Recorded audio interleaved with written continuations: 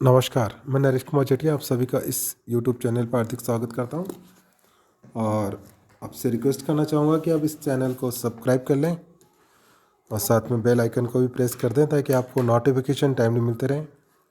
और आज मैं आपको Indian society issue and problems का एक टॉपिक, करप्शन से जुड़ा हुआ एक टॉपिक है जो पिछली क्लास में मैंने करप्शन कंसेप्ट एंड कॉजेज़ के बारे में आपको बताया था। उसी के कंटिन्यूएशन में हम आज बात करेंगे टाइप्स और scope of corruption in India. Bharat में भ्रष्टाचार के प्रकार या क्षेत्र। भ्रष्टाचार के बहुत सारे प्रकार होते हैं और यहाँ ये किन किन क्षेत्रों में पाया जाता है उसके बारे में हम बात करने जा रहे हैं और स्टार्ट करते हैं। टाइप्स और scope of corruption in India. बहुत ही संक्षिप्त में मैं आपको मुख्य मुख्य बिंदुओं के ऊपर बताने जा रहा हूँ।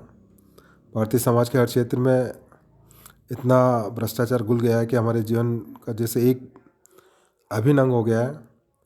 राजनीति, प्रशासकीय, न्यायिक, पुलिस विभाग, आर्थिक और धार्मिक जीवन, शिक्षा, कला, मनोरंजन, सेना या जीवन का कोई भी पहलू शायद ही भ्रष्टाचार से मुक्त हो। रिश्वत लेना और देना जैसे स्वीकृत कार्यविधि बन गए हैं। और साथ में आपको ये भी बताना चाह रहा हूँ कि ये मैंने जो स्क्रीन पे पिक्चर देख रहे हैं ये मैंने नेट से ड्रीम टाइम कॉम से लिए ताकि आपको एक पिक्चर दिखाया जा सके कि भ्रष्टाचार का एक फॉर्म। और हम देखते हैं कि भ्रष्टाचार जो है देश में एक समानांतर अर्थव्यवस्था बन गई और काले धन के रूप में अपार संपत्ति मौजूद है। बाढ़, अकाल, अनावृष्टि, अतिवृष्टि, प्राकृतिक प्रकोप, बाढ़ से आए शरणार्थियों की सेवाएं या बहुत सारे जो कल्याणकारी होते हैं उनके नाम पे हज़ारों रुपयों का गोलमाल किया जाता है।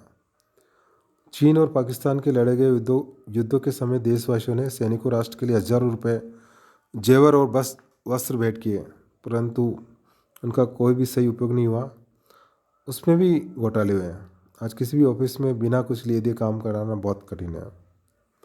हम आए दिन अखबारों में, विभिन्न social media, print media, electronic media के माध्यम से पदों पर आसीन लोगों द्वारा रिश्वत लेने और उनके संबंधियों को जो अनुचित लाभ पहुंचाया जाता है, गबन करना, हेराफेरी, जालसाजी, इनकी न्यूज़ पढ़ते रहते हैं। इस पर हम देखते हैं कि सभी जगह भ्रष्टाचार का बोलबाला है। अब हम बात करते हैं वो जो मेन एरिया है जहाँ पे भ्रष्टाचार है।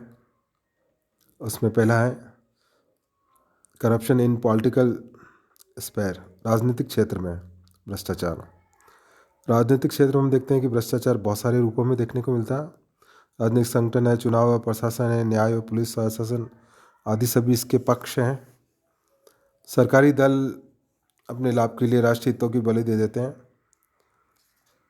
जब हम देखते हैं कि बहुत सारे जो राजनीतिक संगठन है अपनी सत्ता बनाने के लिए, अपने विभिन्न तरह के परिलाभ लेने के लिए कोई ना कोई मतलब कोई भी तरीका अपनाकर भ्रष्टाचार का सहारा लेकर अपने स्वार्थों की पूर्ति करते हैं। हम देखते हैं कि सत्ता प्राप्त करने के लिए दल बदल की राजनीति भी भ्रष्टाचार का ही उदाहरण है। जब किसी भी दल को किसी राज्य या राष्ट्र में शासन बहुमत नहीं मिलता है तो सांसदों और विधायकों की नगद खरीद फरोख्त जो होती है और मंत्री बनाने के लिए या संस्था विभाग का पदभार सौंपने के लिए लालच दिया जाता है और सत्ताधारियों और ये लोग सत्ताधारियों के साथ हो जाते हैं। ऐसा करके वे तथाकथित जनप्रतिनिधि जनता के साथ धोखा करते हैं। राजनीतिक दलों द्वारा, नेताओं द्वारा सत्ता प्राप्त करने के लिए, वोट प्राप्त करने के लिए, पदों पर बने रहने के लिए भ्रष्ट तरीकों का सहारा लिया जाता है। सरकारी अधिकारी भी परमिट देने, सरकारी अधिकारी और ठेके देने, पदों पर चयन करने, स्थानांतरण करने के लिए भ्रष्ट तरीके अपनाते हैं। पुलिस विभाग में भी भ्रष्टाचार का बोलबाला है और चुनाव प्रक्रिया में भी भ्रष्टाचार पाया जाता है, जैसे पोलिंग बूथ पर कब्जा करना, मतदान पैसा और शराब का वितरण कर मत बटोरना, जाली मतदान करवाना, मतदान के समय मारपीट, पुलिस के सहयोग से लोगों को डराना धमकाना, ये सभी भ्रष्टाचार के स्वरूप ही हैं। और भारत में भ्रष्टाचार निवारण के संदर्भ में जितने भी आयोग बिठाए गए हैं उन सभी ने पुलिस में व्याप्त भ्रष्टाचार की ओर सबसे ज़्यादा ध्यान आकर्षित किया। पुलिस भी प्रशासन और राजनीति का एक प्रमुख अंग है, अतः ये भी राजनीतिक भ्रष्टाचार की श्रेणी में आता है। पुलिस के पास अपराध से संबंधित अनेक अधिकार होते हैं जिनका वो कई बार दुरुपयोग करते हैं। समाज में जैसे वेश्यावृत्ति, जुआ, चोरी, मद्यपान, कालाबाजारी, स्मगलिंग, बहुत सारे अपराध जो होते हैं पुलिस का संरक्षण उनको प्राप्त होता है। कई बार डकैती में भी इनका हाथ होता है। पुलिस को घूस देकर उनका निश्चित हिस्सा देकर खुलेआम लोग भ्रष्टाचार करते रहते हैं।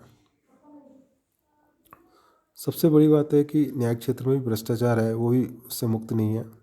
मुकदमे की तारीख बदलाना, झूठी गवाही देना, अपने पक्ष की निर्णय करवाना, कानूनों का समुचित रूप से पालन नहीं करना, श्रम कानूनों का उल्लंघन करने, और इसी प्रकार सरकारी भूमि पर अवैध कब्जा करना। और न्याय के क्षेत्र में घुस लेने के लिए का एक दिलचस्प उदाहरण सामने आया कि एक व्यक्ति न्यायाधीश कक्ष में प्रेस करने लगा तो वहाँ के कर्मचारियों ने उसे रोका और वहाँ पे लगी गांधी जी की एक फ़ोटो की ओर उसने इशारा किया। इस फोटो में गांधी जी का एक हाथ से आशीर्वाद देते हुए बताए गए थे। नौकर ने यहाँ कहा कि कमरे में घुसने की फ़ीस 5 रुपये। देखो, स्वयं गांधी जी अपने हाथ में 5 रुपये देने का संकेत कर रहे हैं। और हम देखते हैं कि पंचायत और नगर पालिका में भी जो स्वायत्त शासन की संस्थाएं हैं वहाँ भी भ्रष्टाचार पाया जाता है। सरकारी भूमि पर अवैध कब्जा करना, नगर परिषद पंचायत के अधिकारियों को घूस देकर उसे अपने नाम करा लेते हैं। सफाई, व्यापार, चुंगी, निर्माण, शिक्षा आदि सभी जो संबंधित नगर पालिका विभाग होते हैं उसमें भ्रष्ट तरीकों से अपना उल्लू सीधा करते रहते हैं। सरकारी सेवाओं के अंदर भी भ्रष्टाचार का एक अभिन्न अंग बन चुका है। एक समय था जब राजकीय कर्मचारियों जो प्रशासक है उनको जनता के सेवक के रूप में माना जाता था, किंतु आज ऐसा नहीं है। आज जो ये विभाग है, सभी सार्वजनिक निर्माण विभाग है, आयकर है, बिक्री कर है, भूमि रजिस्ट्रेशन वाले विभाग हैं, वहाँ पे तो सामान्य जनता की धारणा रहती है कि वहाँ पे पैसे देकर ही सब कुछ कराया जा सकता है। उसमें चपरासी बाबू से लेकर अधिकारी तक का हिस्सा बंधा होता है। और सबसे बड़ी बात तो ये कि सब जानते हैं, स्वयं सरकार और मंत्री भी, फिर भी कुछ इसका निवारण नहीं कर पाते हैं।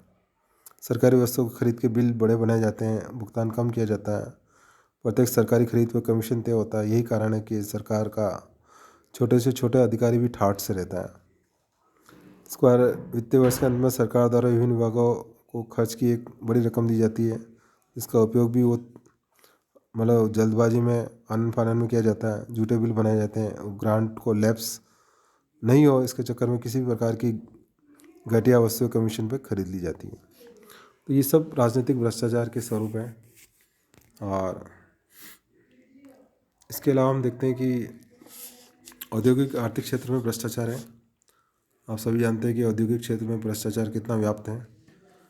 वहाँ पे इसकी मात्रा बहुत ज़्यादा है। आर्थिक क्षेत्र में जो मात्रा इसकी बहुत ज़्यादा है।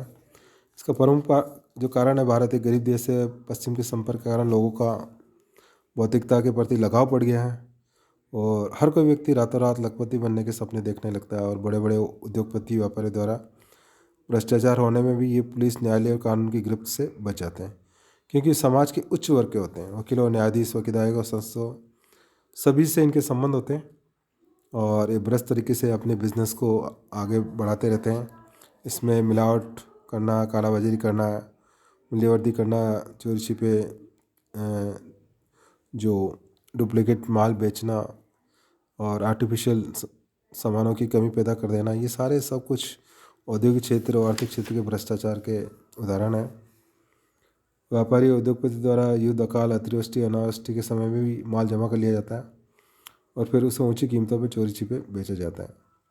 अभी जैसे कोविड-19 का दौर चल रहा है, इसमें आपने देखा होगा कि बहुत सारे जो व्यापारी लोग हैं उन्होंने जो आवश्यक वस्तुएं थी, जैसे सैनिटाइज़र है, मास्क है, जब शुरू में इसकी कमी थी तो इसकी एक बहुत ज़्यादा डिमांड बढ़ गई थी और जो इसके सप्लाई करने वाले हैं या जो इसको बेचने वाले थे, उन्होंने, कई लोगों ने इसका फ़ायदा उठाया और बहुत ज़्यादा मूल्य पे इसको बेचा।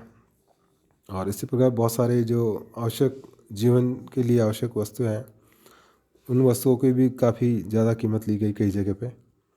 तो ये सब कुछ आर्थिक भ्रष्टाचार का ही एक उदाहरण है।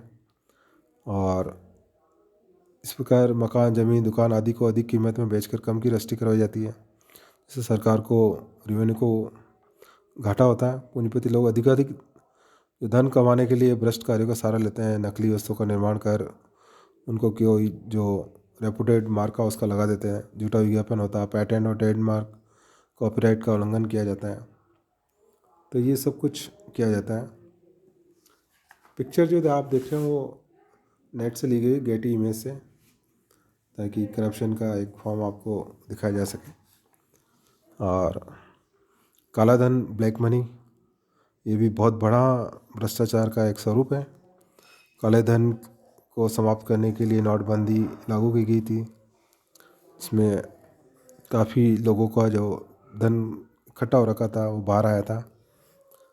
और क्या स्थिति रही है वो आपको सभी को पता है। बहुत बड़े लेवल पे ये सरकार ने एक कदम उठाया था। और काला धन एक आर्थिक और सामाजिक समस्या है। ये समाज में ऐसा असमानता और निराशा पैदा करता है। समानांतर अर्थव्यवस्था खड़ी करता है। काला धन वह है जिस पर कर का भुगतान नहीं किया गया। Black money is a tax evaded income. किसी भी देश में काला धन कितना है, इसको वास्तविक गणना करना कठिन कार्य है। इसका केवल एक अंदाजा ही लगाया जा सकता है कि देश में कितना काला धन व्याप्त है। काले धन को सफ़ेद करने और सफ़ेद धन में परिवर्तित करने के लिए सरकार ने समय पर बहुत सारी योजनाएं बनाती है, घोषणा की जाती है। काला धन घोषित करने के अवसर प्रदान किए जाते हैं। कर की दर को कम करके भी काले धन की वृद्धि को रोका जा सकता है। साथ ही प्रशासनिक भ्रष्टाचार की रोकथाम और सहकारी नियंत्रण को उदार बनाकर काले धन की वृद्धि को रोका जा सकता है। इसी प्रकार हम देखते हैं कि धार्मिक क्षेत्र में भी भ्रष्टाचार है।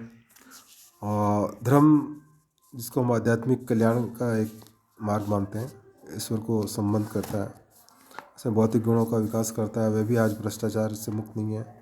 लोग मंदिर, मस्जिद, गुरुद्वारा बनवाने, धर्मशाला, अनाथालय, गौशाला चलाने, यज्ञ, हवन, भजन कीर्तन करवाने के नाम पर चंदा इकट्ठा करते हैं और उसका दुरुपयोग करते हैं। बहुत से लोगों ने तो इसको एक बिजनेस बना लिया। लोगों की धार्मिक भावनाओं का मिसयूज करते हैं।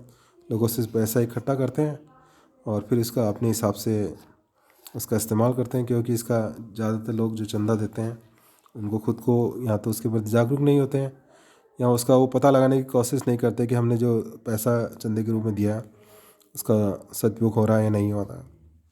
और धार्मिक स्थल पे भी व्यभिचार के अड्डे बन गए। संतान की लालसा में स्त्रियाँ इन महंतों के पास आशीर्वाद प्राप्त करने जाती है और ये लोग ऐसी स्त्रियों का शोषण करते हैं, उनके साथ व्यभिचार भी करते हैं। तो ये सारी स्थितियाँ हमको धार्मिक क्षेत्र में देखने को मिलती हैं। और बहुत सारे जो धर्म के अलग अलग जो मठाधीश हैं या उनके जो विभिन्न प्रकार के जो पदाधिकारी हैं वो अपने पद का दुरुपयोग करते हैं। और इसी क्रम में हम देखते हैं कि बहुत सारे दूसरे क्षेत्र हैं। सामाजिक क्षेत्र है, चिकित्सा का क्षेत्र है, ठेकेदार है, शिक्षा का क्षेत्र है। सभी क्षेत्रों में भ्रष्टाचार पाया जाता है। शिक्षा भी आज के टाइम में भ्रष्टाचार से मुक्त नहीं है। परीक्षा में नकल करवाना, पैसा लेकर पेपर आउट करना, पास कर देने के लिए अंक बढ़ाने, ट्यूशन के लिए छात्रों को मजबूर करना, और बहुत सारे निजी संस्थाओं में शिक्षकों को कम वेतन देकर उस पर ज़्यादा पे साइन करवाए जाते हैं। फर्जी डिग्रियाँ, प्रमाण पत्र, अंक तालिका देना है, ये सभी घटनाएं शैक्षणिक भ्रष्टाचार के उदाहरण हैं। हम देखते हैं कि उस शिक्षक को महाविद्यालय, विश्वविद्यालयों की तुलना में प्राथमिक और माध्यमिक श्रेणी की शिक्षण संस्थाओं में भ्रष्टाचार अधिक पाया जाता है। तो हम कह सकते हैं कि भ्रष्टाचार का क्षेत्र बहुत व्यापक है। इसमें सार्वजनिक जीवन के सभी पक्षों में अपनी जड़ें जमा रखी है। आर्थिक, धार्मिक, राजनीतिक, शैक्षणिक, सामाजिक सभी क्षेत्र, कोई भी है इससे अछूता नहीं है। तो धन्यवाद, आपने मेरे इस लेक्चर को सुना और आशा करता हूँ आपको पसंद आया होगा। तो ज़रूर इसको लाइक कर दें। धन्यवाद।